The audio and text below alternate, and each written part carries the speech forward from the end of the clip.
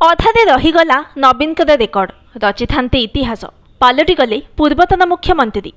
देश में सर्वाधिक समय शासन करी नवीन आउ मात्र केईटा दिन पर रेकर्ड स्थापन करते हेले बीजेडी भूल रणनीति और मोदी हावा सबकिछि ओलट पालट करदेला।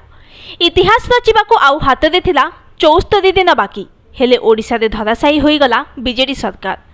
सिक्किम पूर्वतन मुख्यमंत्री होउछंती पवन कुमार चामलिंग। से तांकर राजनीति क्यारियर मध्य 24 वर्ष 165 दिन मुख्यमंत्री भाव में दायित्व संभाली रेकर्ड करते आउ सेही रेकर्ड रे तालिका रे द्वितीय स्थान रे रहिथिले नवीन।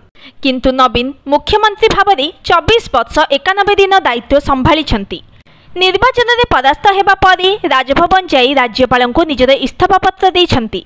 आसंता अगस्ट मासरे नवीन चामलिंग रेकर्ड भांगी देश में कीर्ति स्थापन करिथांते हेले जहा कि अधारे रही जाइछि। एहाकु नहीं